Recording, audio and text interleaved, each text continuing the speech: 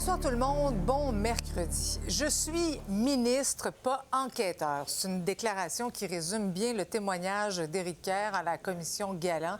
Il a dit qu'il ne cherchait pas d'indices, en fait, mais plutôt des solutions. On peut dire que ça a quand même été une journée difficile pour l'ancien ministre de la cybersécurité et du numérique, à qui la commission a même dû donner une petite pause, là, rendue trop émotif quand est venu le temps de parler de sa démission.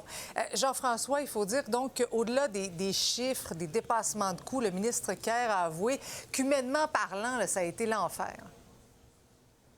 Il a vécu des moments difficiles lors du lancement de la plateforme en février 2023 avec tous les problèmes que ça impliquait. Il a mentionné avoir senti faire un tour de machine à laver, c'est son expression. Par la suite également, lors du rapport de la vérificatrice générale, il avait l'impression qu'il était responsable de tout ça. Il a démissionné, dit-il, parce qu'il ne voulait pas refaire vivre cela à sa famille. Il a dit également qu'il avait l'impression que les gens le voyaient comme le ministre des ordinateurs et donc qu'il était responsable de tout ça, ce qui, selon lui, était loin de la réalité, en fait, parce que plusieurs avaient des responsabilités, notamment la SAAC, qui prenait ses propres décisions en tant que société d'État. Mais également, donc, on a senti au cours de son long témoignage, je te rappelle qu'il a commencé hier, qu'il ne s'intéressait pas nécessairement à l'aspect financier. Il a appris les chiffres de 682 millions que la SAC mentionnait à l'époque seulement en juin 2022.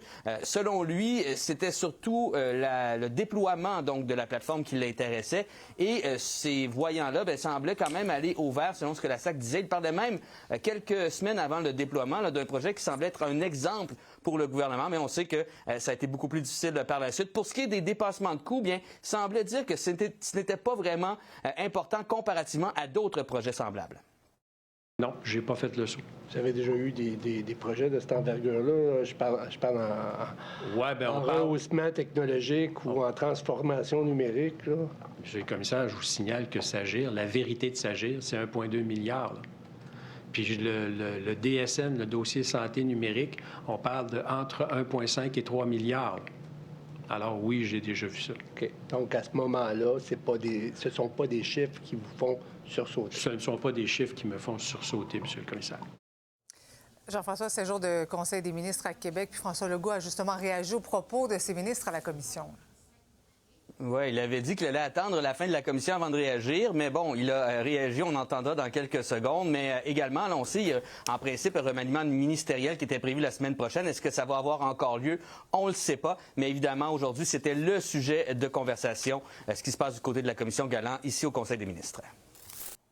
J'aime pas ça, ce que j'entends depuis le début avec le dossier SACLIC.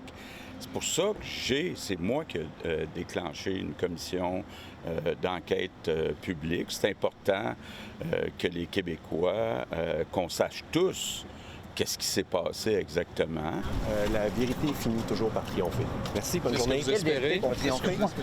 On nous demande de répondre selon nos souvenirs et selon le contexte du moment. Je n'avais aucun souvenir sur ce document-là de 2023. Je vais être très claire. Jamais, au grand jamais, je ne mentirai aux Québécois, encore moins dans le contexte d'un serment dans une commission. Donc, je rappelle que pour François Legault et son cabinet, ce sera mardi le témoignage, mais demain, on entendra Éric Ducharme, ancien PDG de la SAC, et également vendredi, les ministres présidents du Conseil du Trésor. Merci Jean-François.